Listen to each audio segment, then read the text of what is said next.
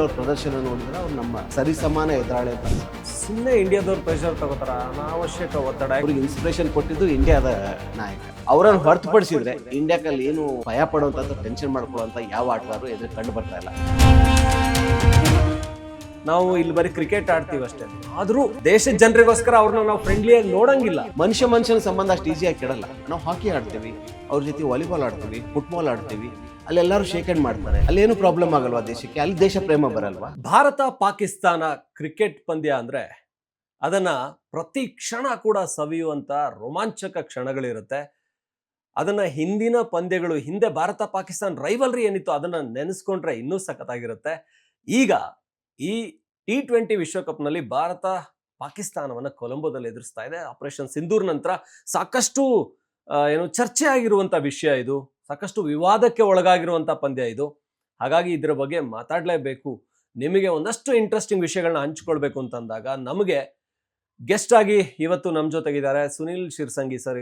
ಇವರು ಕ್ರೀಡಾ ವಿಶ್ಲೇಷಕರು ಹಾಗೆ ಹಿರಿಯ ಕ್ರೀಡಾ ವರದಿಗಾರರು. ಅವ್ರನ್ನ ನೀವು ಬಹಳ ವರ್ಷ ನೋಡಿದ್ದೀರಾ, ಇವತ್ತು ನಮ್ಮ ಚಾನಲ್ ಅಲ್ಲಿ ನೋಡ್ತಾ ಇದ್ದೀರಾ. ಸರ್ ನಮಸ್ಕಾರ.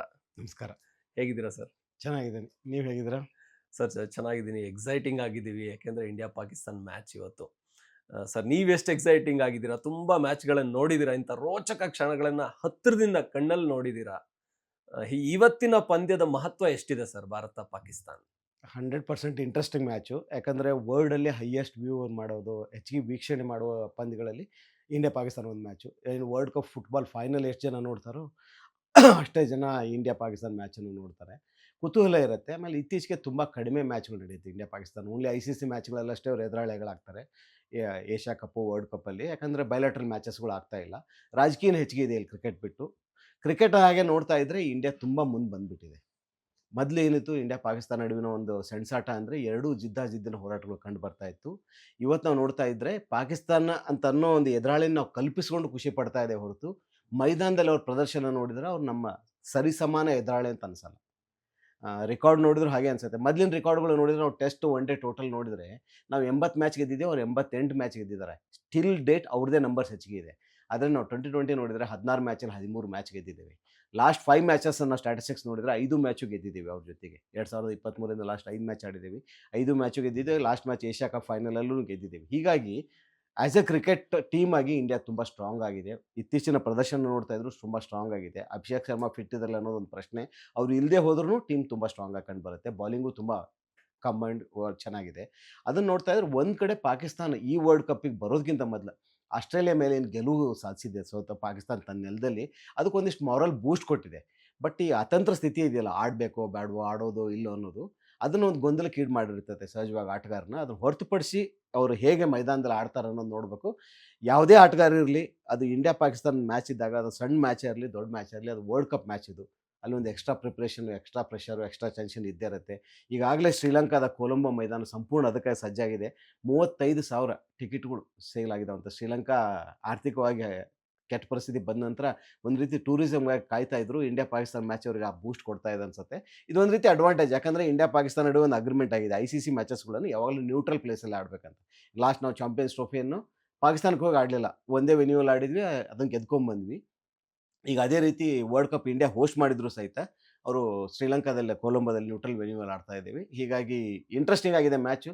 ಬಟ್ ಆ್ಯಸ್ ಎ ಸ್ಟ್ಯಾಟಿಸ್ಟಿಕ್ಲಿ ಆಯಿತು ಅಥವಾ ಆ್ಯಸ್ ಎ ಪರ್ಫಾರ್ಮೆನ್ಸ್ ಆಯಿತು, ಆ್ಯಸ್ ಎ ಸ್ಟಾರ್ ಪ್ಲೇಯರ್ಸ್ಗಳನ್ನು ನೋಡಿದ್ರೆ ಆಯಿತು, ಇಂಡಿಯಾ ತುಂಬ ಮುಂದಿದೆ ಅಂತ. ಸರಿ, ಪ್ರೆಷರ್ ಅಂತ ಬಂದಾಗ ಸುಮ್ಮನೆ ಇಂಡಿಯಾದವ್ರು ಪ್ರೆಷರ್ ತಗೋತಾರ, ಅನಾವಶ್ಯಕ ಒತ್ತಡ. ಯಾಕೆಂದ್ರೆ ಇಂಡಿಯಾ ನೀವು ಹೇಳ್ದಂಗೆ ಸ್ಟ್ಯಾಟಿಸ್ಟಿಕ್ಸ್ ನೋಡಿದ್ರೆ ಅಥವಾ ಇಂಡಿಯಾದ ಟೀಮ್ ಸ್ಟ್ರೆಂತ್ ನೋಡಿದ್ರೆ ನಮ್ಮ ಟೀಮ್ ಅವ್ರಿಗಿಂತ ತುಂಬ ಚೆನ್ನಾಗಿದೆ. ಆದರೆ ಗ್ರೌಂಡ್ಗೆ ಹೋದಾಗ ಎಲ್ಲೋ ಒಂದು ಕಡೆ ಇಂಡಿಯಾದವರು ಪಾಕಿಸ್ತಾನ ಮೇಲೆ ಇಂಥ ಒಂದು ಹೈ ಪ್ರೆಷರ್ ಮ್ಯಾಚ್ ಅಂದಾಗ ಅಲ್ಲಿ ಕೈ ಚೆಲ್ತಾರೆ. ಆ ಪ್ರೆಷರ್ನ ಇಂಡಿಯಾ ಮೇಲೆ ಪ್ರೆಷರ್ ಇದೆ ಅನ್ಸುತ್ತಾ ಜಾಸ್ತಿ? ಯಾಕೆಂದ್ರೆ ಪಾಕಿಸ್ತಾನ ಸೋತ್ರು ಕಳ್ಕೊಳ್ಳೋದೇನಿಲ್ಲ ಅವ್ರಿಗೆ, ಇಂಡಿಯಾಗೆ ಸೋತ್ರೆ ಒತ್ತಡ ಜಾಸ್ತಿ ಇರುತ್ತಲ್ಲ, ಆ ಕಾರಣಕ್ಕೆ ಇಂಡಿಯಾ ಮೇಲೆ ಒತ್ತಡ 100% ಪ್ರೆಷರ್ ಇರೋದೆಲ್ಲ ಇಂಡಿಯಾದ ಮೇಲೇ. ಯಾಕಂದ್ರೆ ಅವ್ರು ತಮ್ಮ ರೆಕಾರ್ಡನ್ನು ಮೇಂಟೈನ್ ಮಾಡಬೇಕು. 140 ಕೋಟಿ ಜನ, ಇಲ್ಲಿ 140 ಕೋಟಿ ಜನನೂ ಕ್ರಿಕೆಟ್ ಪಂಡಿತರೆ. ಎಲ್ಲರೂ ತಮ್ಮ ರೀತಿಯಲ್ಲಿ ಕ್ರಿಕೆಟನ್ನು ವಿಶ್ಲೇಷಣೆ ಮಾಡ್ತಾರೆ. ಯಾರ್ದು ತಪ್ಪಂತ ಸರಿ ಅಂತ ಹೇಳಿಕ್ಕೆ ಬರಲ್ಲ. ಎಲ್ಲರೂ ಕ್ರಿಕೆಟನ್ನು ಆರಾಧಿಸ್ತಾರೆ, ಪ್ರೀತಿಸ್ತಾರೆ, ಆ ಸ್ಟಾರ್‌ಗಳನ್ನು ಗೌರವಿಸ್ತಾರೆ.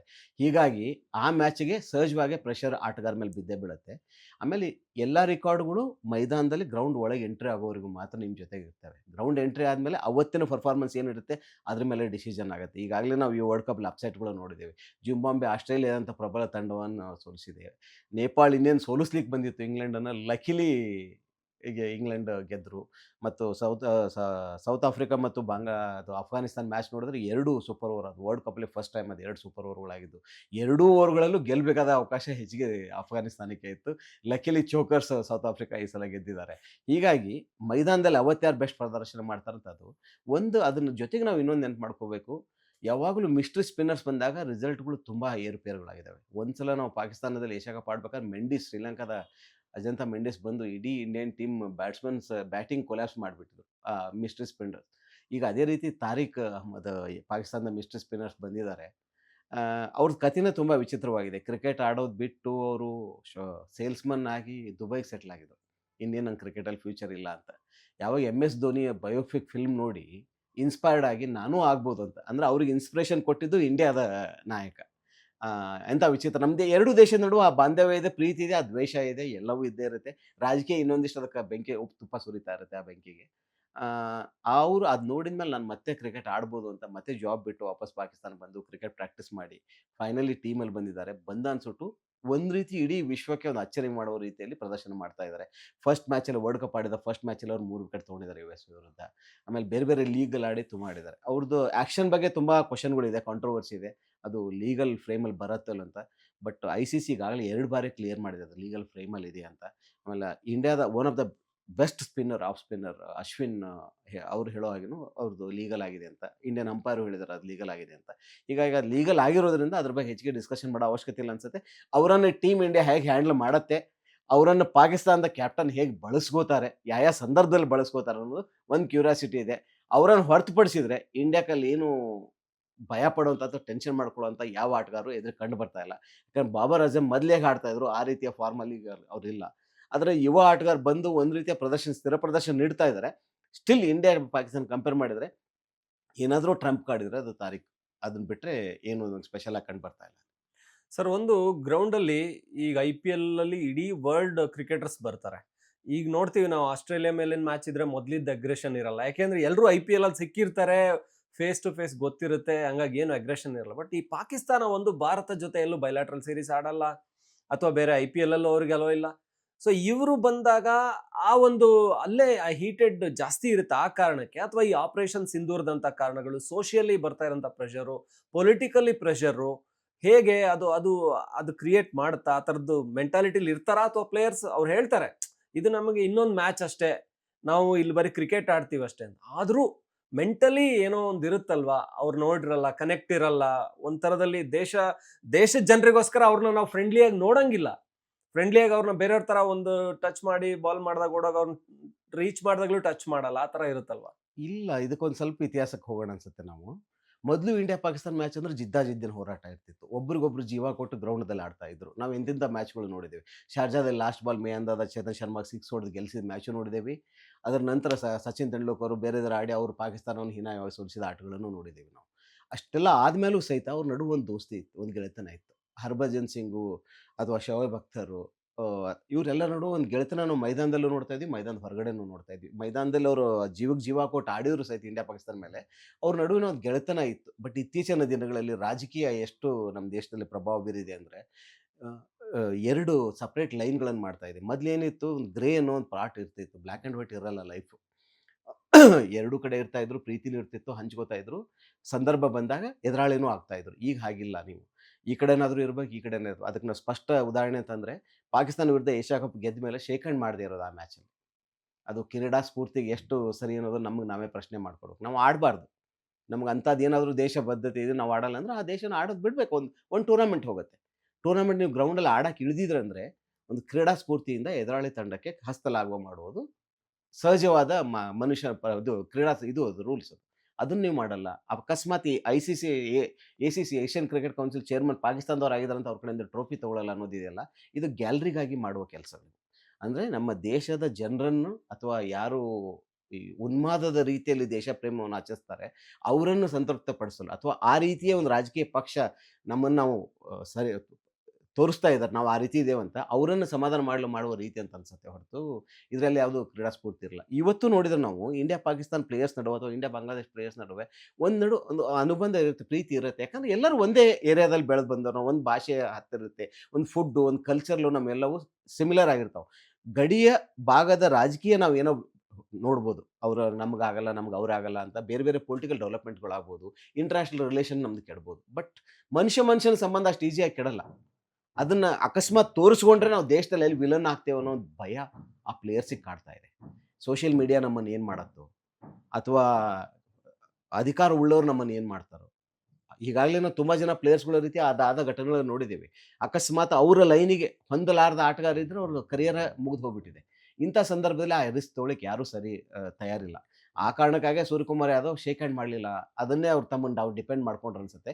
ಮೋಸ್ಟ್ ಪ್ರಾಬಬ್ಲಿ ಪರ್ಸನಲ್ ಆಗಿ ಕೇಳಿದರೆ, ಒಬ್ಬ ಸ್ಪೋರ್ಟ್ಸ್ಮನ್ ಆಗಿ ನೀವು ಮಾಡಿ ಸರಿ ಅಂತ ಕೇಳಿದರೆ ಎಂದೂ ಅವರು ಅದನ್ನು ಒಪ್ಕೊಳ್ಳೋಕೆ ಸಾಧ್ಯ ಇಲ್ಲ ಅನ್ಸುತ್ತೆ. ಅದನ್ನು ಒಪ್ಕೊಂಡು ಅವ್ರು ಸ್ಪೋರ್ಟ್ಸ್ಮನ್ನೇ ಅಲ್ಲ ಅನ್ಸುತ್ತೆ. ಟೀಮ್ ಇಂಡಿಯಾದ ಕ್ಯಾಪ್ಟನ್ ಆಗಿದ್ದಾರೆ ಈಗ ಅವರು.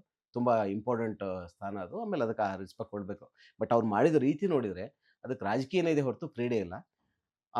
ಅದನ್ನ ಹೊರತುಪಡಿಸಿ ಎರಡೂ ತಂಡಕ್ಕೆ ಆಪರೇಷನ್ ಸಿಂಧೂರ್ ಅನ್ನೋದು ಎರಡು ದೇಶದ ನಡುವಿನ ಸೈನ್ಯ ಕಾರ್ಯಾಚರಣೆ. ಅದಕ್ಕೆ ಬೇರೆ ರಾಜಕೀಯ ಕಾರಣಗಳಿರ್ತಾವೆ, ಭಯೋತ್ಪಾದಕ ಕಾರಣಗಳಿರ್ತಾವೆ. ಅದಕ್ಕೂ ಕ್ರೀಡೆಗೆ ಏನೂ ಸಂಬಂಧ ಇಲ್ಲ. ನಾವು ಹಾಕಿ ಆಡ್ತೀವಿ, ಅವ್ರ ಜೊತೆ ವಾಲಿಬಾಲ್ ಆಡ್ತೀವಿ, ಫುಟ್ಬಾಲ್ ಆಡ್ತೀವಿ. ಅಲ್ಲೆಲ್ಲರೂ ಶೇಕ್ ಹ್ಯಾಂಡ್ ಮಾಡ್ತಾರೆ. ಅಲ್ಲೇನು ಪ್ರಾಬ್ಲಮ್ ಆಗಲ್ವಾ ದೇಶಕ್ಕೆ? ಅಲ್ಲಿ ದೇಶ ಪ್ರೇಮ ಬರಲ್ವಾ? ಅದೇ ಪಾಕಿಸ್ತಾನ ಟೀಮ್ ಇಂಡಿಯಾಗೆ ಬಂದು ಹಾಕಿ ಆಡೋದ್ರಲ್ಲ, ಅವ್ರು ಅವಾಗೆ ದೇಶ ಪ್ರೇಮ ಬರಲ್ವಾ? ದೇಶ ಪ್ರೇಮ ಓನ್ಲಿ ಕ್ರಿಕೆಟ್ ಅಷ್ಟೇ ಅಟ್ಯಾಚ್ ಆಗಿದೆಯಾ? ಕ್ರಿಕೆಟ್ ನಮ್ಮನ್ನು ಉನ್ಮಾದಗೊಳಿಸುತ್ತೆ, ಉದ್ರೇಕಗೊಳಿಸುತ್ತೆ, ದೇಶವನ್ನು ಒಂದು ಮಾಡುತ್ತೆ. ಅದಕ್ಕಾಗಿ ಆ ಕ್ರಿಕೆಟನ್ನು ಬಳಸ್ಕೊಂಡು, ಕ್ರಿಕೆಟ್‌ನ ಜನಪ್ರಿಯತೆ ಬಳಸ್ಕೊಂಡು ರಾಜಕಾರಣಿಗಳು ರಾಜಕೀಯ ಮಾಡ್ತಾ ಇದ್ದಾರೆ ಹೊರತು ಕ್ರಿಕೆಟಿಂದ ಮಾತ್ರ ಆಗಲ್ಲ ಅದು. ನೀವು ಎಲ್ಲ ಗೇಮಲ್ಲೂ ಆಗ್ಬೇಕಲ್ವಾ? ಹೈಯೆಸ್ಟ್ ಸಕ್ರೆ ನಾವು ಆಮದು ಪಾಕಿಸ್ತಾನದಿಂದ ಮಾಡ್ಕೋತೀವಿ.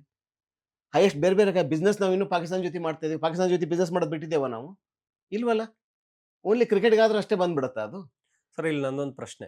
ಇದು ನೀವು ಹೇಳ್ದಾಗೆ ಮಾಡೋದಾಗಿದ್ರೆ ಈ ಭಾರತದವ್ರು ನೋಡಿ, ICC ಇರ್ಬೋದು, ಜೈಶಾ ಇದ್ದಾರೆ, ACC ಒತ್ತಡ ತಂದ್ರು ಪಾಕಿಸ್ತಾನ ಆಡ್ಲೇಬೇಕು. ಯಾಕಂದ್ರೆ ಒಂದಷ್ಟು ಸಾವಿರ ಕೋಟಿಯ ಲಾಸ್ ಇದು.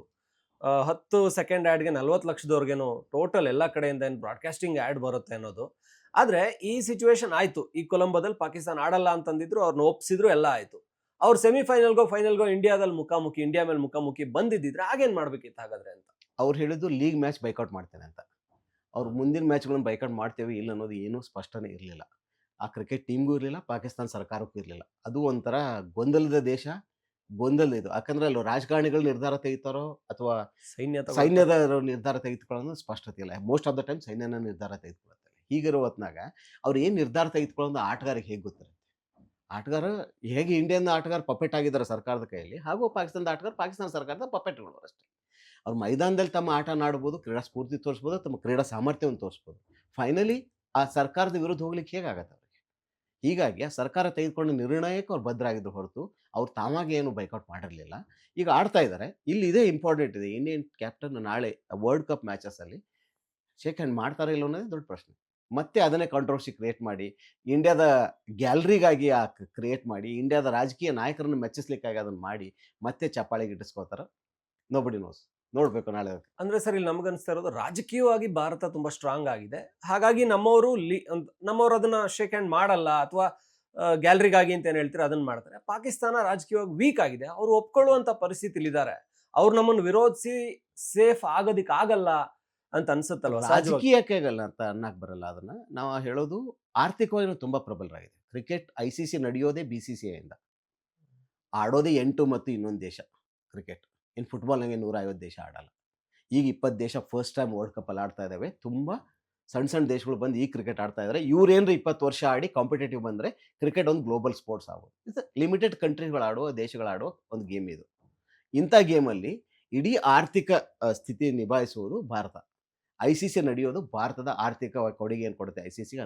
ಅದರಲ್ಲೂ ಇಂಪಾರ್ಟೆಂಟು, ಒಂದು ಇಂಡಿಯಾ ಪಾಕಿಸ್ತಾನ ಮ್ಯಾಚ್ ಒಂದು ವರ್ಷಕ್ಕೆ ಒಂದು ನಡೆದ್ರೆ ಇಡೀ ICC ಮೇಂಟೈನ್ ಮಾಡ್ಬೋದು. ಆ ಮಟ್ಟದ ಆರ್ಥಿಕವಾದ ನಿರ್ಭರತೆ ಅದ್ರ ಮೇಲಿದೆ. ಅಂದರೆ ಎರಡೂ ತಂಡಗಳನ್ನು ಆಡಿಸಿ ಅದರಿಂದ ಬರುವ ಲಾಭದಿಂದ ICC ನಡಿಬೇಕಾದ ಪರಿಸ್ಥಿತಿ ಇದೆ. ICC ಅಧ್ಯಕ್ಷರು ಯಾರು, ICC CEO ಯಾರು, BCC ನಡೆಸೋರು ಯಾರು, ಎಲ್ಲ ಅವರೇ ಒಂದೇ ಕಡೆ ಇದ್ದಾರೆ. ಹೀಗಾಗಿ ಇದನ್ನ ವಿರುದ್ಧ ಹಾಕ್ಕೊಂಡು ಯಾವುದೇ ದೇಶ ನಡೆಯೋದು ಕಷ್ಟ. ಅದು ಇಂಗ್ಲೆಂಡು, ಆಸ್ಟ್ರೇಲಿಯಾ ತಕ್ಕ ಮಟ್ಟಿನ ಪ್ರತಿರೋಧ ತೋರಿದ್ರು ಸಹಿತ BCCI ವಿರುದ್ಧ ಅವ್ರು ಏನು ಮಾಡುವ ಸ್ಥಿತಿಯಲ್ಲಿ ಇಲ್ಲ. ಅದು ನಿಜ. ಈ ಆರ್ಥಿಕ ಈಗೇನು ಡೊನಾಲ್ಡ್ ಟ್ರಂಪ್ ನಮ್ಮ ಮೇಲೆ ಟ್ರೇಡ್ ಡೀಲ್ ಮಾಡಿದ್ದಾರೆ. ಯಾಕೆ ಮಾಡಿದ್ದಾರೆ? ಅಮೆರಿಕದ ಕಡೆ ಆ ಪವರ್ ಇದೆ, ಆ ಆರ್ಥಿಕ ಶಕ್ತಿ ಇದೆ.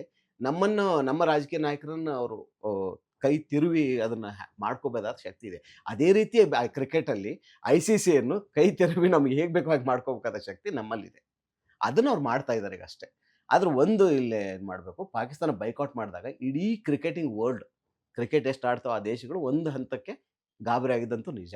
ಅದನ್ನ ಎಲ್ಲರೂ ಒಂದು ಟೇಬಲಿಗೆ ತಂದು ಸಮಾಧಾನ ಮಾಡಿ ಅವರನ್ನು ಒಪ್ಪಿಸಿ ಅವ್ರಿಗೇನು ಬೇಕಾದ ಕೊಟ್ಟು ಇಂಡಿಯಾದ್ದು ಏನು ಬೇಕಾದ ತಮ್ಮ ಗೌರವವನ್ನು ಉಳಿಸ್ಕೊಂಡು ಆ ಮ್ಯಾಚ್ ನಡೆಯೋ ಹಂಗೆ ಮಾಡಿದ್ದಾರೆ. ಅದು ತುಂಬ important. As a cricket lover ಆಗಿ ಅಥವಾ ಒಂದು ಕ್ರೀಡಾ ಪ್ರೇಮ ಪ್ರೇಕ್ಷಕ ಆಗಿ ನಾ ಈ ಮ್ಯಾಚ್ ನೋಡ್ಲಿಕ್ಕೆ ಇಷ್ಟಪಡ್ತೀನಿ. ಫೈನಲಿ ಆ ಮ್ಯಾಚ್ ಆಗ್ತಾ ಇರೋದು ತುಂಬ ಖುಷಿ ವಿಚಾರ.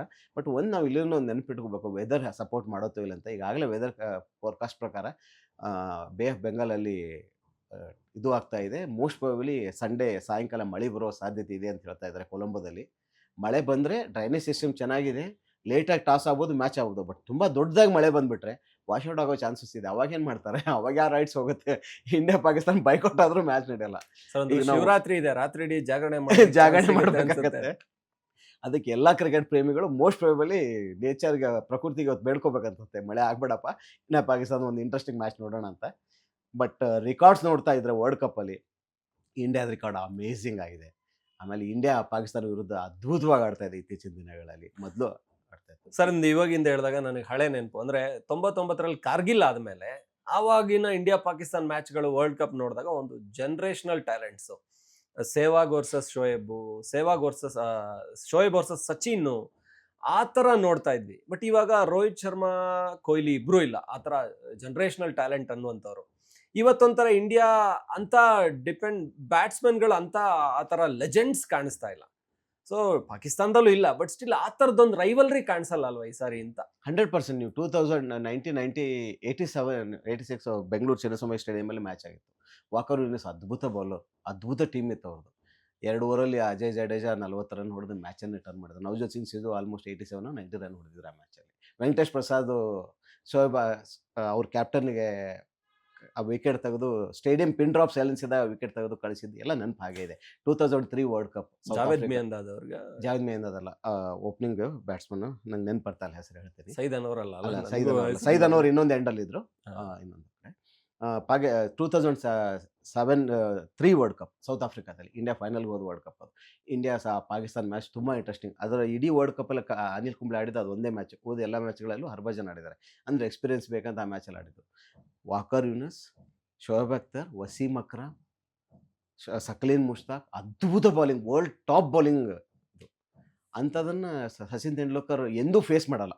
ಯಾವಾಗಲೂ ನಾನ್ ಸ್ಟ್ರೈಕರ್ ನಿಲ್ತಾರೆ. ಆ ಮ್ಯಾಚಲ್ಲಿ ಸ್ಟ್ರೈಕ್ ಮಾಡಿ ಶೋಯಬ್ ಅಖ್ತರ್ಗೆ ಕವರ್ಸಲ್ಲಿ 6 ಹೊಡೆದು, ಪಾಯಿಂಟಲ್ಲಿ 6 ಹೊಡೆದು, ಅದ್ಭುತ ಮ್ಯಾಚ್ ಅದು.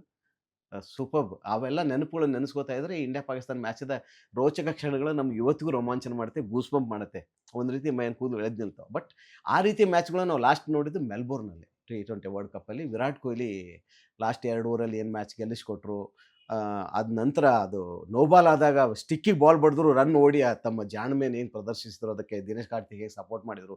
ಲಾಸ್ಟ್ ಅಶ್ವಿನ್ ವೈಡ್ ಆದ ಬಾಲ್ ಬಿಟ್ಟು ಆ ಸಂದರ್ಭದಲ್ಲಿ ಇದೆಯಲ್ಲ, 1 ಬಾಲ್ 2 ರನ್ ಇದ್ದಾಗ ವೈಡ್ ಬಿಡೋದು ಇದೆಯಲ್ಲ, ಆ ಮನುಷ್ಯಾಗ ಪೇಷನ್ಸ್ ಎಷ್ಟಿರಬೇಕು, ಜಜ್ಮೆಂಟ್ ಎಷ್ಟು ಕರೆಕ್ಟ್ ಇರಬೇಕು. ಅದ್ರ ನಂತರ ಲಾಸ್ಟ್ ಬಾಲ್ 4 ಹೊಡೆದು ಗೆಲ್ಲಿಸ್ಕೊಟ್ಟಿದೆಯಲ್ಲ.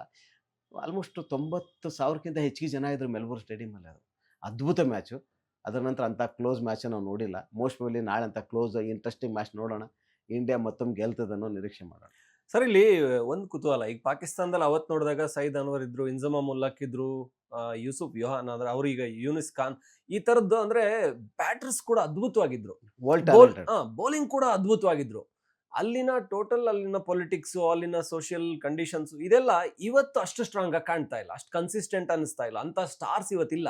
ಯಾಕಿಲ್ಲ? ಭಾರತದಲ್ಲಿ ಹುಟ್ಟತಾನೆ ಇದ್ದಾರೆ. ಭಾರತದಲ್ಲಿ ಒಬ್ರಿಗಿಂತೊಬ್ರು, ಈಗ ಸಚಿನ್ ಆದ್ಮೇಲೆ ಕೊಹ್ಲಿ ಬಂದ್ರು, ಕೊಹ್ಲಿ ಆದ್ಮೇಲೆ ಮತ್ತಾರೋ ಬರ್ತಾರೆ ಅಂತ ಹೇಳ್ತಾರೆ. ಸೂರ್ಯವಂಶಿ ಇದ್ದಾರೆ, ಅಭಿಷೇಕ್ ಶರ್ಮಾ, ಈ ತರದವರು. ಅಲ್ಲಿ ಯಾಕೆ ಆ ಥರ ಆಯಿತು? ಇಲ್ಲಿ ಯಾಕೆ ಅಷ್ಟೇ ಸ್ಟ್ರಾಂಗ್ ಆಗಿ ಕ್ರಿಕೆಟ್ ಇದೆ? ಫೈನಲಿ ಎಲ್ಲದಕ್ಕೂ ಸಂಬಂಧ ಬರೋದು ಫೈನಾನ್ಸ್, ಆರ್ಥಿಕತೆ, ದುಡ್ಡು. ಶ್ರೀಲಂಕಾ ಕ್ರಿಕೆಟ್ ಹೇಗಿತ್ತು ಒಂದು ಟೈಮಲ್ಲಿ? ಸಂಗಕ್ಕರ, ಜಯವರ್ಧನ್, ಇಡೀ ಜಗತ್ತನ್ನು ಆಟ ಆಡಿಸಿದ ತಂಡ. ವೆಸ್ಟ್ ಇಂಡೀಸ್ ಟೀಮ್ ಹೇಗಿತ್ತು ಒಂದು ಟೈಮಲ್ಲಿ? ವೆಸ್ಟ್ ಇಂಡೀಸ್ ವಿರುದ್ಧ ಆಡಬೇಕಂದ್ರೆ 3 ತಿಂಗಳ ಮೊದಲೇ ಆಟಗಾರ ನಡುವೆ ಒಂದು ಭಯ ಶುರುವಾಗ್ತಾ ಇದೆ. Joel Garner, Malcolm Marshall bowlers ಇದ್ದಾಗೆಲ್ಲ. Vivian Richards, Clive Lloyd, Sobers Curtly, ಎಂತೆಂಥ ಅಮ್ರೋಸ್ ಪ್ಲೇಯರ್ಸ್ ಕಟ್ನಿ, ಇದ್ರು. ವಾಲ್ಶು. ಹಾ. ಅದೇ ರೀತಿ ಪಾಕಿಸ್ತಾನ. ಆರ್ಥಿಕತೆ ಜೊತೆಗೆ ಕ್ರೀಡೆ ಬೆಳೆಸ್ಕೊಂಡಿರತೈತೆ. ನೀವು ಯಾಕೆ ವೆಸ್ಟ್ ಇಂಡೀಸ್ ಪ್ಲೇಯರ್ಸ್ ಇವತ್ತು ಓನ್ಲಿ T20 ಆಡ್ತಾರೆ. ಆಮೇಲೆ ಮೋಸ್ಟ್ ಆಫ್ ದ ಅಲ್ಲಿ ಯಂಗ್ ಟ್ಯಾಲೆಂಟ್ಸ್ ಬಾಸ್ಕೆಟ್ ಬಾಲ್‌ಗೆ ಹೋಗ್ತಾ ಇದ್ದಾರೆ, ಫುಟ್ಬಾಲ್‌ಗೆ ಹೋಗ್ತಾರೆ. ಯಾಕಂದ್ರೆ ದುಡ್ಡಿದೆ. ವೆಸ್ಟ್ ಇಂಡೀಸ್, ಕೆರಿಬಿಯನ್ ಅದು ಸಣ್ಣ ಸಣ್ಣ ದ್ವೀಪಗಳು ಸೇರಿ ಒಂದು ಟೀಮ್ ಆಗಿರೋದು. ಯಾವುದು ದೇಶ ಅಲ್ಲ ಅದು ವೆಸ್ಟ್ ಇಂಡೀಸ್ ಅದು. ಟೊರ್ನಿಡಾ ಅಂಡ್ ಟೊಬ್ಯಾಗೊ ಎಲ್ಲ ದೇಶಗಳು ಸೇರಿ ಒಂದು ಗಯಾನಾ ಸೇರಿ ಒಂದು ಟೀಮ್ ಆಗಿರೋದು. ಅವ್ರಿಗೆ ಕ್ರಿಕೆಟ್‌ಗಿಂತ ಬೇರೆ ಕಡೆ ಸಿಗ್ತಾ ಇದೆ. ಕ್ರಿಕೆಟ್ ಆಡಕ್ಕೆ ಬಂದವರು T20 ಅಷ್ಟೇ ಆಡ್ತಾರೆ. ವಿಶ್ವದ ಎಲ್ಲಾ ಲೀಗಲ್ಲೂ ವೆಸ್ಟ್ ಇಂಡೀಸ್ ಪ್ಲೇಯರ್ಸ್ ಸಿಗ್ತಾರೆ ನಿಮ್ಗೆ. ಬಟ್ ಅದೇ ಒನ್ ಡೇ ಟೆಸ್ಟ್ ಆಡ್ಬೇಕಾದ್ರೆ ಅತಿ ವೀಕ್ ಟೀಮ್ ಆಗಿ ಕಾಣಿಸ್ತದೆ. ಬಾಂಗ್ಲಾ ಯಾಕೆ ರೈಸ್ ಆಗ್ತಾ ಇದೆ ಅಂದ್ರೆ ಬಾಂಗ್ಲಾದಲ್ಲಿ ಆರ್ಥಿಕ ಸಪೋರ್ಟ್ ಸಿಗ್ತಾ ಇದೆ. ಜನರು ಹುಚ್ಚೆದ್ದು ಕ್ರಿಕೆಟ್ ಪ್ರೀತಿಸ್ತಾ ಇದ್ದಾರೆ. ಅದಕ್ಕೆ ಅಲ್ಲಿ ಪ್ಲೇಯರ್ಸ್ ಬರ್ತಾ ಇದ್ದಾರೆ, ಟ್ಯಾಲೆಂಟ್ ಬರ್ತಾ ಇದೆ. ಇದು ನೀವು ಯಾವುದೋ ಫೀಲ್ಡಿಗೆ ತೊಗೋಬೋದು, ಕ್ರಿಕೆಟ್‌ಗೆ ಅಷ್ಟೇ ಅಲ್ಲ, ನೀವು ಸಾಹಿತ್ಯಕ್ಕೆ ಅದು ಬೇರೆ ಯಾವುದೋ ಕೆಲಸಕ್ಕೆ ತೊಗೋಬೋದು. ನೀವು ಎಲ್ಲಿ ಸಪೋರ್ಟ್ ಸಿಗುತ್ತೆ, ಎಲ್ಲಿ ಇದು ಇರುತ್ತೆ. ಮೊದಲು ನಮ್ಮ ಇಂಡಿಯಾದಲ್ಲಿ ಕ್ರಿಕೆಟರ್ಸ್ ಎಲ್ಲಿ ಬರ್ತಾ ಇದ್ರು? ಮೆಟ್ರೋ ಸಿಟಿಯಿಂದ ಬರ್ತಾ ಇದ್ರು. ಬಾಂಬೆ, ಡೆಲ್ಲಿ, ಬೆಂಗಳೂರಿಂದ. ಇವತ್ತು ಎಲ್ಲಿಂದ ಬರ್ತಾರೆ? ರಾಂಚಿ, ನಾಗ್ಪುರ್, ವಾರಣಾಸಿ ಎಲ್ಲೆಲ್ಲೋ ಸಣ್ಣ ಸಣ್ಣ ಹಳ್ಳಿಗಳಿಂದ ಬರ್ತಾ ಇದ್ದಾರೆ. ಸಣ್ಣ ಸಣ್ಣ ಸಿಟಿಗಳಿಂದ ಬರ್ತಾ ಇದ್ದಾರೆ. ಅಂದ್ರೆ ಕ್ರಿಕೆಟ್‌ನ ಹುಚ್ಚು ಆ ರೀತಿ ಇರೋದ್ರಿಂದ ಪ್ರತಿಭೆಗಳು ತಾನಾಗೇ ಬರ್ತಾ ಇದಾವೆ. ಪಾಕಿಸ್ತಾನದಲ್ಲಿ ಪ್ರತಿಭೆ ಇಲ್ಲ ಅಂತ ಅನ್ಸಲ್ಲ. ಶ್ರೀಲಂಕಾದಲ್ಲಿ ಪ್ರತಿಭೆಗಳು ಇಲ್ಲ ಅನ್ಸತ್ತಲ್ಲ. ಅವ್ರಿಗೆ ಒಂದು ಚಾನಲೈಸ್ ಮಾಡ್ಲಿಕ್ಕೆ ಒಂದು ರೂಟ್ ಬೇಕಾಗತ್ತೆ. ಇದಕ್ಕೆ ತುಂಬಾ ದುಡ್ಡು ಖರ್ಚಾಗತ್ತೆ. ಆ ಪಾಕಿಸ್ತಾನ ಕ್ರಿಕೆಟ್ ಬೋರ್ಡಲ್ಲಿ, ಶ್ರೀಲಂಕನ್ ಕ್ರಿಕೆಟ್ ಬೋರ್ಡಲ್ಲಿ ಆ ದುಡ್ಡು ಇಲ್ಲ ಅನ್ಸತ್ತೆ ಅಥವಾ ಆ ಬದ್ಧತೆ ಇಲ್ಲ ಅನ್ಸತ್ತೆ. ಅದಕ್ಕಾಗಿ ಆ ಪ್ರತಿಭೆಗಳು ಹೊರಗೆ ಬರ್ತಾ ಇಲ್ಲ. ಯಾಕಂದ್ರೆ ಇಮ್ರಾನ್ ಖಾನು, ವಸೀಂ ಅಕ್ರಮ್, ಅಬ್ದುಲ್ ಖಾದಿರು ಎಲ್ಲ ಅಲ್ಲಿಂದನೇ ಬಂದವರಲ್ವಾ ಮಿಯಾಂದಾದ. ಇವತ್ತು ಇಲ್ಲ ಅಂತಂದ್ರೆ ಏನು ಬತ್ತಿ ಹೋಗಲ್ಲ ಅದು ಒಮ್ಮಿಕ್ಲೆ ಅದು. ಇದ್ದೇ ಇರತ್ತೆ. ಬಟ್ ಅದನ್ನ ಶೇಪ್ ಮಾಡೋದು, ಅವ್ರನ್ನ ಗುರುತಿಸೋದು, ಅವ್ರನ್ನ ಚಾನಲೈಸ್ ಮಾಡೋದು ತುಂಬಾ ಇಂಪಾರ್ಟೆಂಟು. ನಾವು ಒಬ್ಬ ಸೂರ್ಯವಂಶಿ ಅಂತ ಪ್ಲೇಯರ್ ಬಂದ್ರೆ, ಅವ್ನು ಹೇಗೆ ಮಾಡಿದ್ರು, ಹೇಗೆ ಯೂಸ್ ಮಾಡಿದ್ರು ರಾಹುಲ್ ದ್ರಾವಿಡ್. ಒಂದು ಮ್ಯಾಚ್ ಆಡಿದ್ಮೇಲೆ ಅವ್ನಿಗೆ ಇಂಟರ್ವ್ಯೂ ಮಾಡಕ್ಕೆ ಕೊಡಲಿಲ್ಲ. ಸಣ್ಣ ಹುಡುಗ ಅದಾನ, ಒಂದು ಸೆಂಚುರಿ ಹೊಡೆದಿರ್ಬೋದು ಅವನು. ಅವ್ನು ಇನ್ನೂ ಅರ್ಥಕೊಳ್ಳೋದು, ಬೆಳೆಯೋದು ತುಂಬಾ ಇಂಪಾರ್ಟೆಂಟ್ ಅದು. ಆ ರೀತಿಯಾದ ಇಂಡಿಯಾದ ಒಂದು ಕಲ್ಚರ್ ಇದೆ, ಆ ರೀತಿಯ ಒಂದು ಕೋಚಿಂಗ್ ಸಿಸ್ಟಮ್ ಇದೆ. ಪಾಕಿಸ್ತಾನದಲ್ಲಿ ಆಗಿದ್ರೆ ಅದೇ ಬನ್ನಿ ಒಬ್ಬ ಪಾಕಿಸ್ತಾನ ಸೀನಿಯರ್ ಪ್ಲೇಯರ್ ಹೇಳಿದ್ರು, ಸೂರ್ಯವಂಶಿ ನಮ್ಮ ದೇಶದಲ್ಲಿ ಇದ್ಬಿಟ್ಟಿದ್ರೆ ಇಷ್ಟೊತ್ತಿಗೆ ನಾವು ಇಂಟರ್ನ್ಯಾಷನಲ್ ಆಡಿಸಿ ಅವ್ನು ಹಳ್ಳಾಡಿಸಿ ಕೈ ಬಿಟ್ಬಿಡ್ತಿದ್ವಿ. ಯಾಕಂದ್ರೆ 2-3 ಮ್ಯಾಚ್ ಆಡಿದ್ಮೇಲೆ ಆ ಪ್ರೆಷರ್ ತಡ್ಕೊಳ್ಳೋ ಶಕ್ತಿ ಬೇಕಲ್ಲ, ಕನ್ಸಿಸ್ಟೆನ್ಸಿ ಬೇಕಲ್ಲ. ನಾವು ತುಂಬಾ ಜನ ಪ್ರೊಡಿಜಿಗಳು ನೋಡ್ತೀವಿ. ಬರ್ತಾರೆ ಚಿಕ್ಕ ವಯಸ್ಸಲ್ಲೇ ಅದ್ಭುತ ಆಡ್ತಾರೆ. ಅದನ್ನ ಮೇಂಟೈನ್ ಮಾಡೋ ಶಕ್ತಿ ಇರಲಾರ್ದೆ ಅಥವಾ ಒಂದು ಸುಸ್ತು ಸಿಸ್ಟಮ್ಸ್ ಕಟ್ಕೊಳ್ಳಾರ್ದ ಶಕ್ತಿ ಇರಲಾರ್ದೆ ಕಳೆದು ಹೋಗ್ಬಿಡ್ತಾರೆ. ಅದು ಒಂದರಲ್ಲಲ್ಲ, ಫಿಲ್ಮ್ ಇಂಡಸ್ಟ್ರಿಯಲ್ಲಿ ನೋಡ್ತೀವಿ, ಸ್ಪೋರ್ಟ್ಸಲ್ಲಿ ನೋಡ್ತೀವಿ. ಅವ್ರನ್ನ ಗ್ರೂಮ್ ಮಾಡೋದು ತುಂಬಾ ಇಂಪಾರ್ಟೆಂಟು. ಆ ಗ್ರೂಮಿಂಗ್ ಸಿಸ್ಟಮ್ ತುಂಬಾ ಚೆನ್ನಾಗಿದೆ ಇಂಡಿಯಾದಲ್ಲಿ. BCCI ಆ ಸಿಸ್ಟಮನ್ನು ಮಾಡಿಬಿಟ್ಟಿದೆ. ಎಲ್ಲ ರಾಜ್ಯದ ಕ್ರಿಕೆಟ್ ಸಂಸ್ಥೆಗಳು ಆ ರೀತಿ ಮುಂದುವರಿತದವು. ಬಟ್ ಅದೇ ರೀತಿ ಬೇರೆ ದೇಶಗಳು ಮಾಡ್ತಾ ಇಲ್ಲ. ಆಸ್ಟ್ರೇಲಿಯಾ ಮಾಡ್ತಾ ಇದೆ, ಇಂಗ್ಲೆಂಡ್ ಮಾಡ್ತಾ ಇದೆ. ಬಟ್ ದುಡ್ಡು ಬೇಕಲ್ಲ ಎಲ್ಲ ದೇಶಕ್ಕೂ ಮಾಡ್ಲಿಕ್ಕೆ. ಬದ್ಧತೆನೂ ಬೇಕು, ದುಡ್ಡು ಬೇಕು. ಸರ್, ಇದ್ರ ಹೊರತಾಗಿ ಇನ್ನೊಂದು ಕೇಳಿದ್ರೆ, T20 ಫಾರ್ಮ್ಯಾಟ್ ಬಂದ್ಮೇಲೆ ಈ IPL 3 ತಿಂಗಳು ಆಡ್ತಾ ಟೀಮ್ ಇಂಡಿಯಾ ಎಲ್ಲೋ ಒಂದ್ ಕಡೆ ಒನ್ ಡೇಗೆ ಟೆಸ್ಟ್ ಕಡೆ ಕಾನ್ಸಂಟ್ರೇಷನ್ ಕಡಿಮೆ ಆಗಿದೆ. ಒಬ್ಬ ಟೆಸ್ಟ್ ಸ್ಪೆಷಲಿಸ್ಟ್ ಬ್ಯಾಟ್ಸ್ಮನ್ ಇಲ್ಲ. ರಾಹುಲ್ ದ್ರಾವಿಡ್, ಲಕ್ಷ್ಮಣ್ ಆದ್ಮೇಲೆ ರಹಾನೆ ಪೂಜಾರ ಇದ್ರು. ಅವ್ರಾದ್ಮೇಲೆ ಈಗ ಯಾರು ಅಂತ ಕೇಳಿದ್ರೆ ಯಾರೂ ಇಲ್ಲ. ಯಾಕೆ ಅಂದ್ರೆ IPL ಕಾನ್ಸಂಟ್ರೇಷನ್ ಜಾಸ್ತಿ ಆಗಿ ಈ ಕಡೆ ಒನ್ ಡೇ ಟೆಸ್ಟ್ ಅಲ್ಲಿ ಸೋಲೋ ಸ್ಥಿತಿನೂ ಬಂದಿದೆ. ನ್ಯೂಜಿಲೆಂಡ್ ಮೇಲೆ ಸೋತ್ರು. ಸೊ ಈ ವೀಕ್ ಆಗ್ತಾ ಇದೆ ಅನಿಸ್ತಾ ಇದೆ ಇಂಡಿಯಾ. ನ್ಯೂಜಿಲೆಂಡ್ ಮೇಲೆ ಸ್ವದೇಶದಲ್ಲಿ ವೈಟ್ ವಾಶ್ ಆಗೋದು, ಸೌತ್ ಆಫ್ರಿಕಾ ಮೇಲೆ ಸೋತೋದು ದೇಶದಲ್ಲಿ ಅಂದ್ರೆ ನಮ್ಮನ್ನ ನಾವೇ ಪ್ರಶ್ನೆ ಮಾಡ್ಕೋಬೇಕು. ನಾವೆಲ್ಲರೂ T20 ಗೆಲುವಿನ ಅಮಲ್ನಲ್ಲಿ ತೇಲ್ತಾ ಇದಾವಲ್ಲ, ಎಲ್ಲಿಗೆ ಹೋಗ್ತಾ ಇದ್ದೇವೆ ಅಂತ. ಬಟ್ ಇದಕ್ಕೆ ಕಾರಣ ಪ್ಲೇಯರ್ಸ್ಗಳಲ್ಲ. ಈಗೂ ಇವತ್ತಿಗೂ ಟೆಸ್ಟ್ ಆಡೋದು ತುಂಬ ಒಳ್ಳೆ ಪ್ಲೇಯರ್ಸ್ ಇದೆ. ವಿರಾಟ್ ಕೊಹ್ಲಿ ಅಷ್ಟು ಅರ್ಲಿ ರಿಟೈರ್ಮೆಂಟ್ ಯಾಕೆ ತೊಗೊಂಡ ಅಂತ ನಾವು ಪ್ರಶ್ನೆ ಮಾಡ್ಕೋಬೇಕನ್ಸತ್ತೆ. ಅದ್ರ ಜೊತೆಗೆ ವಿರಾಟ್ ಕೊಹ್ಲಿ ಬಿಟ್ಬಿಟ್ರೆ ತುಂಬ ಜನ ಇದ್ದಾರೆ ಟೆಸ್ಟ್ ಆಡೋರು. ರಾಹುಲ್, ಶ್ರೇಯಸ್ ಅಯ್ಯರ್ನ ಯಾಕೆ ನೀವು ಟೀಮಿಗೆ ಸೆಲೆಕ್ಟ್ ಮಾಡ್ತಾ ಇಲ್ಲ? ಸರ್ಫರಾಜ್ ಖಾನ್ ಯಾಕೆ ಸೆಲೆಕ್ಟ್ ಮಾಡ್ತಾ ಇಲ್ಲ? ರಣಜಿಯಲ್ಲಿ ಇನ್ನೂ ಎಷ್ಟು ರನ್ ಹೊಡಿಬೇಕು, ನಿಮ್ಗೆ ಎಷ್ಟು ಪ್ರೂವ್ ಮಾಡಬೇಕು? ನೀವು T20 ಆಡಿ IPL ಆಡಿದ ಪ್ಲೇಯರ್ನ ತಂದು ಕರ್ಕೊಂಬಂದು ನೀವು ಟೆಸ್ಟ್ ಆಡಿಸ್ತೀರಾ? ಅದು ಎಷ್ಟು ಸರಿ? ಒಬ್ಬ ಕೋಚು, ಒಂದು BCCI ಯಾವುದೋ ಒಬ್ಬ ಪಕ್ಷದ ಪರವಾಗಿದ್ದಾರೆ ಅನ್ನೋ ಕಾರಣಕ್ಕೆ ಆ ರೀತಿ ಲೈನಲ್ಲಿ ಇರೋರ್ನ ಎಲ್ಲರನ್ನೂ ಆಡ್ಸೋದಾ ನೀವು? ಶಮಿಗೆ ಯಾಕೆ ಸೆಲೆಕ್ಟ್ ಮಾಡ್ತಾ ಇಲ್ಲ ವಾಪಸ್ ನೀವು? ಇನ್ನು ಯಾವ ರೀತಿ ಪ್ರೂವ್ ಮಾಡ್ಬೇಕು ಅವ್ನು ದೇಶಕ್ಕಾಗಿ ಆಡಿ? ವರ್ಲ್ಡ್ ಕಪ್ಪಲ್ಲಿ ಹೈಯೆಸ್ಟ್ ವಿಕೆಟ್ ಟೇಕರ್, ಚಾಂಪಿಯನ್ಸ್ ಟ್ರೋಫಿಯಲ್ಲೂ ಹೈಯೆಸ್ಟ್ ವಿಕೆಟ್ ಟೇಕರ್, ರಣಜಿಯಲ್ಲೂ ವಿಕೆಟ್ ತಗೋತಾ ಇದ್ದಾರೆ. ಯಾಕೆ ಅವ್ರು ಮತ್ತೆ ಸೆಲೆಕ್ಟ್ ಆಗ್ತಾ ಇಲ್ಲ? ಅವ್ರೇನು ರಿಟೈರ್ಮೆಂಟ್ ಅನೌನ್ಸ್ ಮಾಡಿದಾರಾ? ಇವನ್ನೆಲ್ಲನೂ ನಾವು ಪ್ರಶ್ನೆ ನಾವೇ ಮಾಡ್ಕೋಬೇಕಾಗಿತ್ತು. ನಾವು T20 ಗೆಲುವಿನ ಅಲಮಲ್ನಲ್ಲಿ ಅದನ್ನೆಲ್ಲ ಮರಿತಾ ಇದ್ದೀವಿ. ನಾವು ಟೆಸ್ಟಲ್ಲಿ ಎಷ್ಟು ಹೀನಾಯವಾಗಿ ಪ್ರದರ್ಶನ ಮಾಡ್ತಾ ಇದ್ದೀವಿ ಅಂದರೆ, ಹೋಮ್ ಗ್ರೌಂಡಲ್ಲಿ ಹುಲಿ ಇಂಡಿಯಾದಾಗ ಬಂದು ಇಂಡಿಯಾದ ಮ್ಯಾಚ್ ವಿರುದ್ಧ ಗೆಲ್ಲಬೇಕಂದ್ರೆ ಎಲ್ಲ ತಂಡದ ನಾಯಕರ ಕನಸಾಗಿರ್ತಿತ್ತು. ಇವತ್ತು ನ್ಯೂಜಿಲೆಂಡ್ ಬಂದು ತುಂಬ ಈಸಿಯಾಗಿ ಗೆದ್ಕೊಂಡು ಹೋದ್ರು. ಸೌತ್ ಆಫ್ರಿಕಾ ತುಂಬ ಈಸಿಯಾಗಿ ಗೆದ್ಕೊಂಡು ಹೋದ್ರು. ನಿಜವಾಗ್ಲೂ ನಮ್ಮ ಕ್ರಿಕೆಟ್ ಎಲ್ಲಿಗೆ ಹೋಗಿದೆ ಅನ್ನೋ ಪ್ರಶ್ನೆ ಅಲ್ಲಿಗೆ ಬರುತ್ತೆ. ಟೆಸ್ಟಲ್ಲಿ ನಾವು ಚೆನ್ನಾಗಿ ಪರ್ಫಾರ್ಮ್ ಮಾಡಿದ್ರಷ್ಟೇ T20 ಒನ್ ಡೇದಲ್ಲಿ ಪರ್ಫಾರ್ಮ್ ಮಾಡೋಕ್ಕೆ ಸಾಧ್ಯ. ಯಾಕಂದ್ರೆ ಬೇಸಿಕ್ ಕ್ರಿಕೆಟ್ ಗೊತ್ತಿದ್ರಷ್ಟೇ ಎಲ್ಲ ಕ್ರಿಕೆಟಲ್ಲಿ ನೀವು ಆಡ್ಲಿಕ್ಕೆ ಸಾಧ್ಯ. ಓನ್ಲಿ ಹೊಡಿ ಬಡಿಯಲ್ಲಿ ಆಡ್ತೀವಿ, ನಾವು 2 ಮ್ಯಾಚ್ ಗೆದ್ದು ಸೆಲೆಬ್ರೇಟ್ ಮಾಡ್ತೀವಿ ಅಂದರೆ ಮೋಸ್ಟ್ ಪ್ರಾಬಬ್ಲಿ ಇನ್ನೊಂದಿಷ್ಟು ದಿನದಲ್ಲಿ ನಮ್ಮ ಕ್ರಿಕೆಟೇ ತುಂಬ ಗಂಭೀರ ಸ್ಥಿತಿಯಲ್ಲಿ ಇರುತ್ತೆ. ನಾವು ಮತ್ತೆ ಪ್ಲಾನ್ ಮಾಡಿ ರೀಸ್ಟ್ರಕ್ಚರ್ ಮಾಡ್ಕೋಬೇಕಾಗುತ್ತೆ ಅನ್ಸುತ್ತೆ. ಸರ್, ಅದೇ ಅಂದ್ರೆ ಇನ್ನೊಂದು ಇಲ್ಲಿ ಅನ್ಸೋದು, ತುಂಬಾ ಟ್ಯಾಲೆಂಟ್ಸ್ ಫ್ಲೋ ಇದೆ. ಅದ್ರಲ್ಲಿ ಎಲ್ಲೋ ಬೆಸ್ಟ್ ಟ್ಯಾಲೆಂಟ್ಸ್ ಎಲ್ಲೋ ಮಿಸ್ ಆಗಿ ಹೋಗ್ಬಿಡ್ತಾರ. ಆ ತರ ಏನಾದ್ರು ಆಗ್ತಾ ಇದೆಯಾ? ಯಾಕಂದ್ರೆ ಇದ್ದೇ ಇರುತ್ತೆ ಟ್ಯಾಲೆಂಟ್, ಸ್ಕೌಟ್ ಇದ್ದೇ ಇದೆ. ಆದ್ರೂ ಫ್ಲೋ ಆಫ್ ಟ್ಯಾಲೆಂಟ್ಸ್ ತುಂಬಾ ಆಗ್ಬಿಟ್ಟು ಅದ್ರ ನಡುವೆ ಎಲ್ಲೋ ಒಳ್ಳೊಳ್ಳೆ ಟ್ಯಾಲೆಂಟ್ಸ್ ಮಿಸ್ ಆಗಿ ಹೋದ್ರ. ಆಗತ್ತೆ. ಆಗೋದು ಸಹಜ ಅದು. ಇನ್ನು ಒಂದು ಎಕ್ಸಾಂಪಲ್ ತಗೊಳ್ಳೋಣ. ಸಚಿನ್ ತೆಂಡೂಲ್ಕರ್ 89ರಲ್ಲಿ ಇಂಟರ್ನ್ಯಾಷನಲ್ ಕ್ರಿಕೆಟಿಗೆ ಬಂದ್ರು. 25 ವರ್ಷ ಆಡಿದ್ರು. ಆ 25 ವರ್ಷದಲ್ಲಿ ಯಾರು ಮಿಡ್ಲ್ ಆರ್ಡರ್ ಇಂಡಿಯಾದಲ್ಲಿ ಆಡ್ಬೇಕಂತ ಅನ್ಕೊಂಡಿರ್ತಾರೆ, ಅವ್ರಿಗೆ ಚಾನ್ಸ್ ಹೇಗೆ ಸಿಗುತ್ತೆ? ನೀವು ಸಚಿನ್ ತೆಗಿತೀರಾ? ಆ ಟೈಮ್‌ದಲ್ಲಿ ರಾಹುಲ್ ದ್ರಾವಿಡ್, ಲಕ್ಷ್ಮಣ್, ವೀರೇಂದ್ರ ಸೆಹ್ವಾಗ್, ಸೌರವ್ ಗಂಗೂಲಿ ಈ 5 ಜನ ಅಂದ್ರೆ ಬೇರೆದ್ರಿಗೆ ಚಾನ್ಸ್ ಎಲ್ಲಿದೆ? 15, 20 ವರ್ಷ ಇವರಿಬ್ಬರೇ ಆಡಿದ್ದಾರೆ. ಬೇರೆದ್ರ ಟ್ಯಾಲೆಂಟೆಡ್ ಇರ್ಲೇ ಇಲ್ವಾ? ಅಮೂಲ್ ಮುಜುಮ್ದಾರ್ ಅಷ್ಟೇ ಟ್ಯಾಲೆಂಟೆಡ್ ಇದ್ರಲ್ಲ. ಮೊನ್ನೆ ಅವರು ವುಮೆನ್ಸ್ ಕ್ರಿಕೆಟ್ ಕೋಚ್ ಆದ್ಮೇಲೆ ಅವ್ರಿಗೆ ಜೀವನದ ಫಸ್ಟ್ ಟೈಮ್ ಅವ್ರ ಕನಸು ಈಡೇರಿದ್ದು. ಇಂಡಿಯಾದ ಕ್ಯಾಪ್ ಹಾಕ್ಲಿಕ್ಕೆ ಆಗ್ಲಿಲ್ಲ ಅವ್ರಿಗೆ. ಕರ್ನಾಟಕದ ಅರುಣ್ ಕುಮಾರ್‌ಗೆ ಇಂಡಿಯಾದ ಕ್ಯಾಪ್ ಸಿಗ್ಲೇ ಇಲ್ಲ. ತುಂಬಾ ಜನ ಅಂತ ಪ್ಲೇಯರ್ಸ್ ಇದ್ದಾರೆ. ಈಗ ಜಗದೀಶ್ ಶರಣ್ ವೆಸ್ಟ್ ಬೆಂಗಾಲ್‌ದು ಕ್ಯಾಪ್ಟನ್ ಅದ್ಭುತ ಆಡ್ತಾ ಇದ್ದಾರೆ. ಇನ್ನು ಒಂದ್ಸಲ ಅವ್ರಿಗೆ ಅವಕಾಶ ಸಿಗ್ತಾ ಇಲ್ಲ. ಎಷ್ಟು ರನ್ ಹೊಡಿಬೇಕು ಆ ವ್ಯಕ್ತಿ? ಬ್ರಹ್ಮನಿರಸನ ಆಗ್ಲಾರ್ದೆ ಇನ್ನೂ ಆಡ್ತಾ ಇದಾರಲ್ಲ ಅನ್ನೋದೇ ಅಪ್ರಿಷಿಯೇಟ್ ಮಾಡ್ಬೇಕು. ಸರ್ಫರಾಜ್ ಖಾನ್ ಫಸ್ಟ್ ಟೆಸ್ಟಲ್ಲೂ ಸೆಂಚುರಿ ಹೊಡೆದ್ರು. ಕಂಟಿನ್ಯೂ ಆಗಿ ಮುಂಬೈಗೆ ಆಡ್ತಾ ಇದ್ದಾರೆ. ಡಬಲ್ ಸೆಂಚುರಿ ಹೊಡಿತಾನೆ ಇದ್ದಾರೆ. ಅವ್ರಿಗೆ ಸೆಲೆಕ್ಷನ್ ಆಗ್ತಾ ಇಲ್ಲ. ಈ ಸೆಲೆಕ್ಷನ್ ಪ್ರೊಸೆಸ್ಸದ ಬಯಾಸ್ಡ್ ಏನಿದೆಯಲ್ಲ ಇದು ಹೋಗಬೇಕು. ಟೆಸ್ಟ್‌ಗೆ ಯಾರು ಚೆನ್ನಾಗಿ ಆಡ್ತಾರೆ, ಯಾರು ಪರ್ಫಾರ್ಮ್ ಮಾಡಿದ್ದಾರೆ, ಅವ್ರನ್ನ ನಿಜವಾಗ್ಲೂ ಸೆಲೆಕ್ಟ್ ಮಾಡೋ ಪರಿಸ್ಥಿತಿ ಆಗಬೇಕು. ಕೋಚ್‌ಗೆ ಇಷ್ಟಪಟ್ಟವರು ಸೆಲೆಕ್ಟರ್ ಇಷ್ಟಪಟ್ಟವ್ರನ್ನ ಸೆಲೆಕ್ಟ್ ಮಾಡೋ ಪದ್ಧತಿ ಹೋದರೆ, ಈ ಟೀಮ್ ಇಂಡಿಯಾದಲ್ಲಿ ಟ್ಯಾಲೆಂಟ್‌ಗಳಿಗೇನು ಬರ ಇಲ್ಲ. ತುಂಬ್ತಾರೆ. ಒಬ್ರು ವ್ಯಾಕ್ಯೂಮ್ ಹೋದ್ರೆ ಇನ್ನೊಬ್ರು ಆ ಪ್ಲೇಸಿಗೆ ಬರ್ಲಿಕ್ಕೆ ತುಂಬಾ ಜನ ಬೆಂಚಲ್ಲಿ ಇದ್ದಾರೆ. ತುಂಬಾ ಕ್ವಶನ್ಸ್ ಬಟ್ ಒಂದು 2 ಕೇಳ್ತೀನಿ. ಯಾಕೆಂದ್ರೆ ತುಂಬಾ ಕೇಳಬೇಕು ಪಾಪ ನಿಮಗೂ. ಸರ್ ಮುಖ್ಯವಾಗಿ ಏನಂದ್ರೆ, ಈ ತುಂಬಾ ಟ್ಯಾಲೆಂಟ್ಸ್ ಇದೆ ಅಂತ ಹೇಳ್ತೀವಿ ದೇಶದಲ್ಲಿ. ಇದರ ಜೊತೆಗೆ ನಮ್ಗೆ ಕಾನ್ಸಂಟ್ರೇಷನ್ ಈ ಐ-ಪಿ-ಎಲ್ ಕಡೆ ಈ ಕಡೆಗೆ ಆಗ್ಬಿಟ್ಟು ಇವತ್ತಿನ ಪೇರೆಂಟ್ಸ್ ಎಲ್ಲರೂ ಕೂಡ ಮಕ್ಕಳನ್ನ ಬರೀ ದುಡ್ಡು ಜಾಸ್ತಿ ಸಿಗುತ್ತೆ ಅನ್ನೋ ಕಾರಣಕ್ಕೆ ಎಲ್ಲರೂ ಇಲ್ಲಿಗೆ ಪುಷ್ ಮಾಡ್ತಾ ಇದಾರೆ. ಬೇರೆ ಬೇರೆ ಸ್ಪೋರ್ಟ್ಸಿಗೆ ಇದಿಲ್ಲ, ಅಷ್ಟು ಫ್ಲೋ ಇಲ್ಲ, ಅಷ್ಟು ಟ್ಯಾಲೆಂಟ್ಸ್ ಬರಲ್ಲ. ಟ್ಯಾಲೆಂಟ್ ಇಲ್ಲ ಅಂತಲ್ಲ, ಎಲ್ಲರೂ ನೀವು ಕ್ರಿಕೆಟ್ ಆಡಿ ಅಂತ ಫೋಕಸ್ ಮಾಡ್ತಾ ಎಲ್ಲೋ ಒಂದ್ ಕಡೆ ಸುಮ್ನೆ ಇದು ಓವರ್ ಫ್ಲೋ ಆಗ್ತಾ ಇದೆಯಾ ಏನು? ಬರೀ ಐ-ಪಿ-ಎಲ್ ದುಡ್ಡು ಇದನ್ನೇ ಕಾನ್ಸಂಟ್ರೇಷನ್ ಅಂತ ಟ್ಯಾಲೆಂಟ್ಗಿಂತ ಸ್ಕಿಲ್ಗಿಂತ. 100% ಗ್ಲಾಮರ್ ಎಲ್ಲಿದೆ, ಅಟ್ರಾಕ್ಷನ್ ಎಲ್ಲಿದೆ, ಮನಿ ಎಲ್ಲಿದೆ, ಪಬ್ಲಿಸಿಟಿ ಎಲ್ಲಿದೆ, ಆ ಕಡೆ ಹೋಗೋದು ಸಹಜ. ತಗ್ಗೆಲ್ಲಿರುತ್ತೆ ಅಲ್ಲಿ ನೀರು ಹರಿಯುತ್ತೆ. ಅದನ್ನ ಬ್ಯಾಲೆನ್ಸ್ ಮಾಡ್ಬೇಕಾದ ಕೆಲಸ ಸೊಸೈಟಿದು, ಸರ್ಕಾರದ್ದು. ಅದನ್ನ ಮಾಡ್ತಾ ಇಲ್ಲ. BCCI ಹತ್ರ ತುಂಬ ದುಡ್ಡಿದೆ. ಅದನ್ನ ಬೇರೆ ಗೇಮ್‌ಗೂ ಸ್ವಲ್ಪ ಹಂಚ್ಬೋದು ಅವರು. ಮೊದಲು ಮಹಿಳಾ ಕ್ರಿಕೆಟ್‌ಗೂ ಕೊಡ್ತಾ ಇರಲಿಲ್ಲ ಅವ್ರು ಆ ಮಟ್ಟಕ್ಕಿತ್ತು. ICC ರೂಲ್ಸ್ ಮಾಡಿ BCCIದ ಜೊತೆಗೆ ಮೆನ್ಸ್ ಕ್ರಿಕೆಟ್ ಜೊತೆಗೆ ವುಮೆನ್ಸ್ ಕ್ರಿಕೆಟ್ ಇರಬೇಕಂದಾಗ ವುಮೆನ್ಸ್ ಕ್ರಿಕೆಟ್ ಸ್ವಲ್ಪ ಇಂಡಿಯಾದಾಗ ರೈಸ್ ಆಯಿತು. ಅವರು ಒಂದಿಷ್ಟು ದುಡ್ಡಿನ ಮುಖ ನೋಡುವ ಹಾಗಾಯಿತು. ಅವರು ವರ್ಲ್ಡ್ ಕಪ್ ಗೆಲ್ಲುವ ಹಾಗೆ ಆಯಿತು. ಇಲ್ಲದೆ ಹೋದ್ರೆ ಅವ್ರ ಪ್ರದರ್ಶನ ಇಂಪ್ರೂವ್ ಆಗೋ ಕಷ್ಟನೇ ಇತ್ತು. ಮಿತಾಲಿ ರಾಜ್, ಜುಲನ್ ಗೋಸ್ವಾಮಿ ಎಷ್ಟು ಕಷ್ಟಪಟ್ಟಿದ್ದಾರೆ ಅವ್ರು, ಎಷ್ಟು ದಿನ ಆಡಿದ್ದಾರೆ. ತುಂಬ ಜನರ ಪ್ಲೇಯರ್ಸಲ್ಲಿ ಹೆಸರು ಹೇಳ್ಬೋದು ನಾ ಅದ್ರಾಗ. ಅಂಜುಮ್ ಚೋಪ್ರಾ, ಶಾಂತಾ ರಂಗಸ್ವಾಮಿ ಬೇಕಾದಷ್ಟು ಜನದ ಹೆಸರು ಹೇಳ್ಬೋದು. ಈಗ ಅದೇ ರೀತಿ ನೀವು ವಾಲಿಬಾಲ್‌ಗೂ, ಹಾಕಿಗೂ, ಫುಟ್ಬಾಲ್‌ಗೂ ದುಡ್ಡು ಸಪ್ಲೈ ಮಾಡಕ್ಕೆ ಶುರು ಮಾಡಿದ್ರೆ, ಅವ್ರಿಗೆ ಜನ ನೋಡ್ಲಿಕ್ಕೆ ಮಾಡ್ಲಿಕ್ಕೆ ಶುರು ಮಾಡಿದ್ರೆ. ಕಬಡ್ಡಿ ನಮ್ಮ ಜನ ಎಷ್ಟು ಜನ ನೋಡ್ತಾ ಇದ್ರು? ಕಬಡ್ಡಿ ಲೀಗ್ ಶುರು ಆದ್ಮೇಲೆ ಜನ ರಿಕಗ್ನೈಸ್ ಮಾಡ್ಲಿಕ್ಕೆ ಶುರು ಮಾಡಿದ್ರು. ಅವ್ರಿಗೆ ದುಡ್ಡು ಬರ್ಲಿಕ್ಕೆ ಶುರು ಆಯ್ತು. ಸಡನ್ ಆಗಿ ಹೇಗೆ ಚೇಂಜ್ ಆಯ್ತದ? ಒಂದು ಕಮರ್ಷಿಯಲ್ ಗೇಮ್ ಆಗಿ ಕನ್ವರ್ಟ್ ಆಯ್ತು. ಆ ರೀತಿಯಾದ ಇದನ್ನ ಸೊಸೈಟಿ ಮತ್ತು ಸರ್ಕಾರ ಮಾಡಬೇಕಾಗತ್ತೆ. ಕ್ರೀಡಾ ಸಂಸ್ಥೆಗಳು ಮಾಡಬೇಕಾಗತ್ತೆ. ಮಾಡ್ತಾ ಇಲ್ಲ. BCCIನ ಒಲಿಂಪಿಕ್ ಸಂಸ್ಥೆ ಅಡಿಯಲ್ಲಿ ತರಬೇಕಾಗುತ್ತೆ. ತರ್ತಾ ಇಲ್ಲ. ಅದು ಇನ್ನೂ ಸಪರೇಟೇ ಅದು. ನಾವು ಸುಮ್ಮನೆ ಇಂಡಿಯಾ ಅಂತ ಅನ್ಕೋತೇವೆ. ಅದು BCCI ಟೀಮ್ ಅದು ಫೈನಲಿಗೆ ಹೋಗೋದು. It's not Indian team. Sir final question, ಇದು RCB ಚಿನ್ನಸ್ವಾಮಿ ಸ್ಟೇಡಿಯಂ ಅಲ್ಲಿ ಆಡೋ ಬಗ್ಗೆ ಸರ್ಕಾರ ನಿರ್ಧಾರ ತಗೊಂಡಿದೆ. ಇನ್ ಕೊನೆ ಬಹುಶಃ RCB ಅವರೊಂದು ಹೇಳೋದು ಬಾಕಿ ಇದೆ. ಹೇಗನ್ಸುತ್ತೆ ಸರ್ ಆ ಕಾಲ್ ತುಳಿತದ ನಂತರ ಈ ಗ್ರೌಂಡ್ ಅಲ್ಲಿ RCB ಆಡ್ಬೇಕು ಅನ್ನೋದು ಕೋಟ್ಯಂತರ ಅಭಿಮಾನಿಗಳ ಆಸೆ. ಅಷ್ಟು ಕ್ರೇಜ್ ಹುಚ್ಚಿದೆ RCB ಅಂದ್ರೆ IPL ಅಲ್ಲಿ ಚಿನ್ನಸ್ವಾಮಿಲಿ ಆಡೋದು. ಸೊ ಇದಕ್ಕೆ ನೀವೇನ್ ಹೇಳ್ತೀರಾ? ಯಾಕೆ ತಡ ಆಗ್ತಿದೆ ಒಂದ್ ಕಡೆ? RCB ಅವರು ಓಕೆ ಮಾಡ್ತಾ ಇಲ್ಲ ಅಂತ KCA ಕಾಯ್ತಾ ಇದೆ, ಕರ್ನಾಟಕ ಸರ್ಕಾರ ಕೂಡ ಓಕೆ ಮಾಡಿದೆ. ಏನಿದೆ ಈ ಗೊಂದಲಗಳು ಯಾಕೆ ಏನು? ವಿಶ್ವದಲ್ಲೇ ಅತಿ ಹೆಚ್ಚು ಅಭಿಮಾನಿಗಳು ಹೊಂದಿದ ಕ್ಲಬ್‌ಗಳಲ್ಲಿ RCB ಒಂದು. Manchester United, Manchester City, Chelsea, Arsenal, Real Madrid, Barcelona ಹೇಗಿದಾವೋ ಅಷ್ಟೇ ಚಿಕಾಗೋ ಬುಲ್ಸ್ ಅಷ್ಟೇ ಅಭಿಮಾನಿಗಳನ್ನು RCB ಹೊಂದಿದೆ. ಅದು ಅಪರೂಪ, ಅದು ಒಂದು ಅದ್ಭುತ ಅದು. ಯಾಕಂದ್ರೆ ಬೇರೆ IPL ಟೀಮ್‌ಗಳನ್ನ ನೋಡಿದ್ರೆ ಸ್ವಲ್ಪ ಮಟ್ಟಿಗೆ ಕಂಪ್ಯಾರಿಸನ್ ಬರೋದು ಚೆನ್ನೈ ಮತ್ತು ಮುಂಬೈದವ್ರು ಕಾಂಪೀಟ್ ಮಾಡೋದು ಹೊರತು RCB ರಷ್ಟು ಫ್ಯಾನ್ ಫಾಲೋವರ್ಸ್ ಯಾರಿಗೂ ಇಲ್ಲ. ಮೋಸ್ಟ್ ಪ್ರಾಬಬ್ಲಿ ಅವ್ರು ಪ್ರಶಸ್ತಿ ಗೆಲ್ಲದೇ ಇರೋ ಕಾರಣಕ್ಕಾಗಿ ಆ ಅಭಿಮಾನಿಗಳು ಹೆಚ್ಚಿಗೆ ಇದ್ರು ಅನ್ಸುತ್ತೆ. ಫೈನಲಿ ಅವ್ರು ಗೆದ್ದುಬಿಟ್ಟಿದ್ದಾರೆ ಲಾಸ್ಟ್ ಟೈಮು. ಅದ್ಭುತ ಪ್ರದರ್ಶನ ಮಾಡಿದ್ದಾರೆ. ಬಟ್ ಇಲ್ಲಿ ಎಲ್ಲರಿಗೂ ಒಂದು ಪಾಪ ಪ್ರಜ್ಞೆ ಕಾಡ್ತಾ ಇದೆ. ಸರ್ಕಾರಕ್ಕೆ, ಸಿಸ್ಟಮ್‌ಗೆ, RCBಗೆ, KCAಗೆ. ಯಾಕಂದ್ರೆ 11 ಜೀವಗಳಲ್ಲಿ ಜೀವ ಕಳ್ಕೊಂಡಿದ್ದಾವೆ. 11 ಕುಟುಂಬಗಳು ಅವ್ರವ್ರ ಪ್ರೀತಿಯ ವ್ಯಕ್ತಿಗಳನ್ನು ಕಳ್ಕೊಂಡಿದ್ದಾರೆ. ನಾವು ಅದನ್ನು ಮರೆಯೋ ಹಾಗಿಲ್ಲ. ಅದಕ್ಕಾಗಿ ಯಾರೂ ಸರಿಯಾಗಿ ಸ್ಪಂದಿಸಿಲ್ಲ.